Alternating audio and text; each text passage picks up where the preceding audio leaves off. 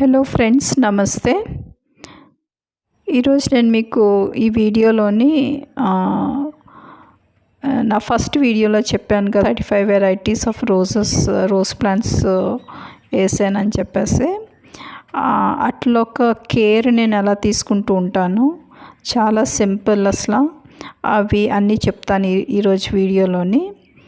So last వరకు చూడండి and దాని ఒక రిజల్ట్ కూడా చూపిస్తాను మీకు. So welcome to Padmaja nature craze. నేను ఏం చేస్తుంటానంటే, మనకి వర్షాలు స్టార్ట్ అయ్యే ముందు రోజ్ ప్లాంట్స్కి కటింగ్ చేసేస్తూ ఉంటాను నాకు కావాల్సిన హైట్కి. ఇంకా వింటర్ స్టార్ట్ అవుతుంది మనకి, అంటే ఒక ఫ్లవరింగ్ స్టార్ట్ అయ్యే ముందు ఒక 1 month బిఫోరు నేను ఇలాగా ప్రతి ప్లాంట్కి దగ్గర సాయిల్ని తవ్వేసి, అంటే పైన తవ్వడం కాదు, దాన్ని కొద్దిగా లోతుగానే తవ్వుతాను. దాన్ని 2 days ప్రాపర్ సన్లైట్లో ఎక్స్పోజ్ అయ్యేలాగా అలా వదిలేస్తాను. టీ ఫర్టిలైజర్ కానీ లేదంటే కిచెన్ వేస్ట్ కంపోస్ట్ కానీ వేస్తూ ఉంటాను. ఇది వేసేసాక లైట్గా వాటరింగ్ చేసేస్తాను. అంటే లిక్విడ్ ఫర్టిలైజర్ ఒక 15 days తర్వాత లిక్విడ్ ఫర్టిలైజర్ వేస్తాను. అది ఆనియన్ పీల్ ఫర్టిలైజర్ అయినా లేదంటే టీ ఫర్టిలైజర్ కానీ వేస్తాను.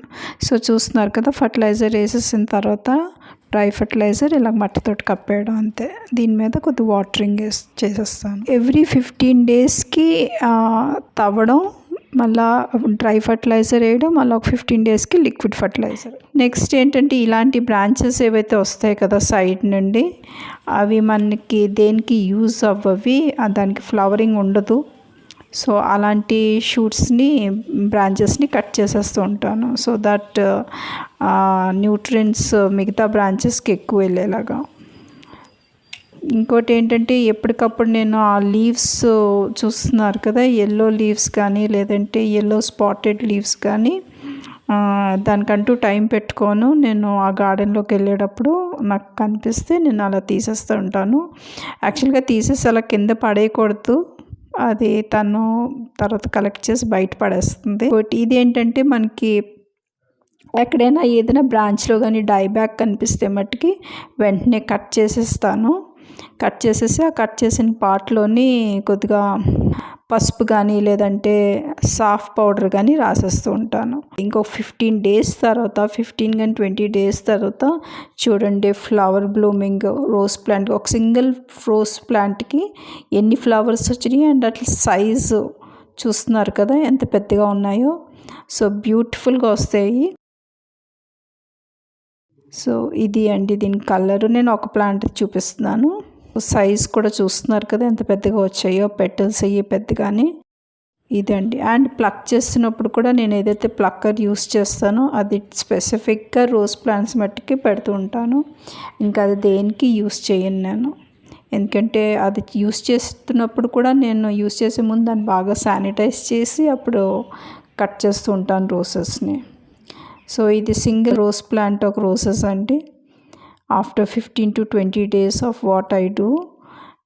ఇంక ఇదేంటంటే మనకి రిమైనింగ్ ప్లాంట్స్ ఇది నేను ఎందుకు చూపిస్తున్నానంటే, మనకి రోజ్ ప్లాంట్స్లో రోజెస్ అలాగుంటే మనకి మంచిగా బాగా కనిపిస్తాయి అని చెప్పేసి మనకి కట్ చేయాలని అనిపించదు, కానీ మనం కట్ చేసేయాలండి. మనకి ఎంత కట్ చేస్తే అన్ని బడ్స్ వస్తాయి, సైడ్ బ్రాంచెస్ వచ్చి బడ్స్ వస్తాయి.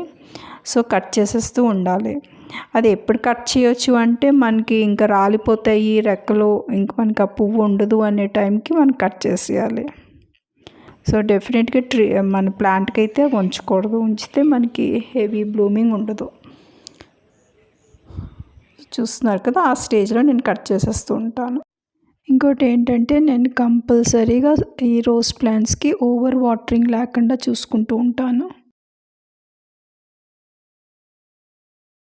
ఇప్పుడు ఇది చూపించాను కదండి, ఆ స్టేజ్లో ఒకవేళ మనం పెటల్స్ పడిపోయినాయి, ఎప్పుడైనా మర్చిపోయాం కట్ చేయడం అంటే, ఇంకా అలాంటివి కూడా మనకు కనిపిస్తే ఉంచకూడదు. సో ఈ స్టేజ్లో ఉన్న ఫ్లవర్స్కి మనం డెఫినెట్గా ప్లాంట్ నుండి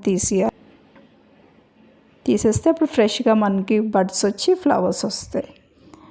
ఇవి ఇంకా బడ్ స్టేజ్లోనే ఉంది. అండ్ ఆ బడ్ స్టేజ్లోనే సైజ్ చూడండి ఎంత పెద్దగా ఉన్నాయో. సో అది కట్ చేయలేదు. సో ఈ విధంగా నేను కేర్ తీసుకుంటూ ఉంటానండి. Thank you so much for watching. Please like, share and subscribe. అలాగే బెల్ ఐకాన్ ప్రెస్ చేయండి నా నెక్స్ట్ వీడియో నోటిఫికేషన్స్.